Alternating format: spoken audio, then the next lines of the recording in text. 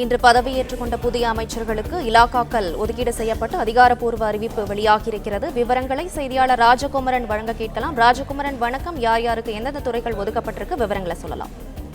தமிழக அமைச்சரவையில் மாற்றம் தொடர்பான அறிவிப்பு நேற்றைய தினம் வெளியாகியிருந்தது. அப்பொழுதே யாருக்கு எந்த துறைகள் எல்லாம் ஒதுக்கீடு செய்யப்படும் என்பதற்கான ஒரு சில தகவல்கள் வெளியாகியிருந்த நிலையில் அதில் எந்த மாற்றமும் இல்லாமல் அமைச்சர் செந்தில் பாலாஜி மீண்டும் மின்சாரம், மதுவிலக்கு மற்றும் ஆயத்தீர்வைத்துறையினுடைய அமைச்சராக மீண்டும் பொறுப்பேற்றுக் கொள்கின்றார். இந்த அரசில் ஏற்கனவே அவர் மின்சாரம், மதுவிலக்கு, ஆயத்தீர்வைத்துறையினுடைய அமைச்சராக இருந்து வந்த நிலையில் நீதிமன்றம் வழக்கு உள்ளிட்ட நடைமுறைகள் காரணமாக அமைச்சர் பதவியை ராஜினாமா செய்திருந்தார். மீண்டும் தமிழகத்தினுடைய மின்சாரம், மதுவிலக்கு மற்றும் ஆயத்தீர்வைத்துறை அமைச்சராக கரூர் சட்டமன்ற உறுப்பினர் செந்தில் பாலாஜி தேர்வாகி இருப்பதாக அந்த ஆளுநர் மாளிகையினுடைய அறிவிப்பில் தெரிவித்திருக்கின்றார்கள். கோவி செழியனை பொறுத்தவரை உயர்கல்வித்துறையினுடைய அமைச்சராக மீண்டும் அவர் புதிதாக அமைச்சரவைக்கு பொறுப்பேற்றிருக்கக்கூடிய சூழ்நிலையில் கோவி செழியன் உயர்கல்வித்துறையின் அமைச்சராக நியமனம் செய்யப்பட்டிருக்கின்றார். ராஜேந்திரன் சேலம் வடக்கு தொகுதியினுடைய சட்டமன்ற உறுப்பினர்கள் அவர் சுற்றுலாத்துறையினுடைய அமைச்சராக நியமிக்கப்பட்டிருக்கின்றார். ஆவடி நாசர் அந்த சிறுபான்மையினர் நலத்துறை, அயலக தமிழர் நலத்துறை உள்ளிட்ட துறைகளுக்கான அமைச்சராகவும், அதே போன்று வக்ஃபு வாரியத்தினுடைய அமைச்சராக, புலம்பெயர்ந்தவர்களுக்கான அமைச்சராக ஆவடி நாசர் அறிவிக்கப்பட்டிருக்கின்றார். புதிதாக அமைச்சரவைக்கு தேர்வாகி இருக்கக்கூடிய 4 அமைச்சர்களுக்கும் துறைகள் ஒதுக்கப்பட்டு அதிகாரப்பூர்வமாக ஆளுநர் மாளிகையால் அறிவிப்பு வெளியிடப்பட்டிருக்கின்றன. மின்சாரம், மதுவிலக்கு, ஆயத்தீர்வைத்துறையினுடைய அமைச்சராக செந்தில் பாலாஜி மீண்டும் தேர்வாகி இருக்கின்றார். அவருக்கு அந்த துறை ஒதுக்கப்பட்டிருப்பதாக ஆளுநர் மாளிகை தரப்பில் அதிகாரப்பூர்வ அறிவிப்பு வெளியிடப்பட்டிருக்கின்றது. கோவி செழியன் உயர்கல்வித்துறையினுடைய அமைச்சராக அவர் பதவியேற்றிருக்கின்றார்.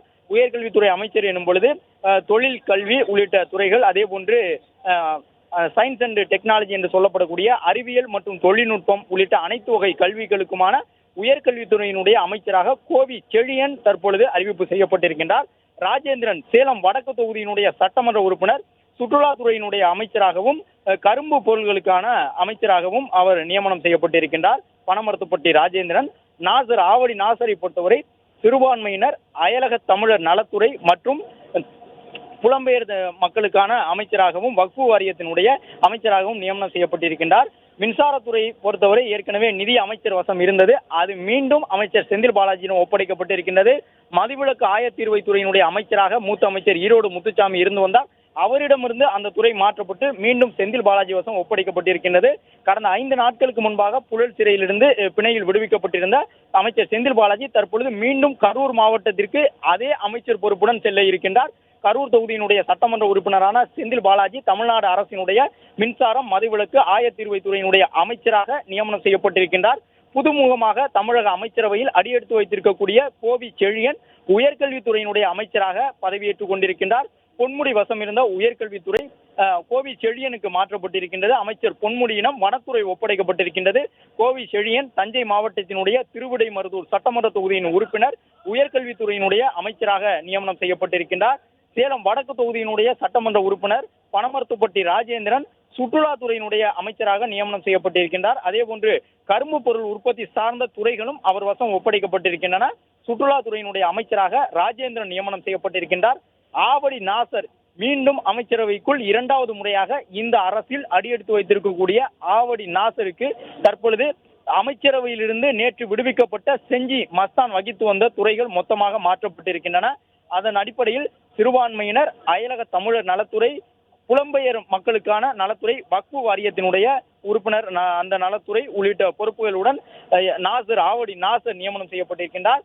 தமிழ்நாடு அமைச்சரவையை பொறுத்தவரை 35 உறுப்பினர்களும் தற்பொழுது இடம்பெற்றிருக்கின்றார்கள். இந்த 35 உறுப்பினர்களுக்குமான பொறுப்புகள் எல்லாம் அறிவிக்கப்பட்டிருக்கின்றன. புதிதாக பொறுப்பேற்றுக் கொண்ட 4 அமைச்சர்கள் உட்பட அனைவரும் தற்பொழுது அறிவிக்கப்பட்டிருக்கின்றார்கள். இதன் தொடர்ச்சியாக அரசு சார்பில் ஒரு பட்டியல் வெளியிடப்படும். அதில் 35 பேருடைய பெயரும் இடம்பெற்றிருக்கும்.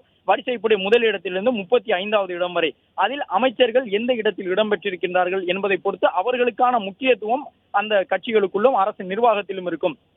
மூத்த அமைச்சர்கள் என்போர் முதல் 7 இடங்களுக்குள் இருப்பவர்கள் பெரும்பாலும் மூத்த அமைச்சர்களாக இருப்பார்கள். அதன் அடிப்படையில் தற்பொழுது துணை முதலமைச்சராக வந்திருக்கக்கூடிய உதயநிதி ஸ்டாலின் 3வது இடத்திற்கு செல்லுவார் என்று எதிர்பார்க்கப்படுகிறது. 10வது இடத்திலிருந்து அதேபோன்று பல்வேறு அமைச்சர்களுக்கு இடையிலாக ஏற்கனவே அவர்கள் இருந்து வந்த இடம் மாற்றப்படும் என்ற தகவல் வெளியாகி இருக்கின்றது. அமைச்சர் பொன்முடி உள்ளிட்டவர்களுக்கான இடம் மாற்றப்படும், அவர்களுக்கான துறைகள் மாற்றப்பட்டிருக்கக்கூடிய சூழ்நிலையில் அமைச்சரவை பணி மூப்பு அடிப்படையில் அதற்கான அந்த பட்டியலில் அவர்களுக்கு மாறுதல் இருக்கும் என்று கூறப்படுகின்றது. அதன் அடிப்படையில் உயர்கல்வித்துறை அமைச்சராக புதுமுகமாக இருக்கக்கூடிய அமைச்சர் கோவி செழியன் அறிவிக்கப்பட்டிருக்கின்றார். அதே போன்று மற்றொரு புதுமுக அமைச்சர் வசம் சுற்றுலாத்துறை ஒப்படைக்கப்பட்டிருக்கின்றது. தமிழ்நாடு அரசுக்கு அதிக அளவில் முதலீட்டை பொருளாதாரத்தை ஈட்டித் தரக்கூடிய சுற்றுலாத்துறை வழங்கப்பட்டிருக்கின்றது.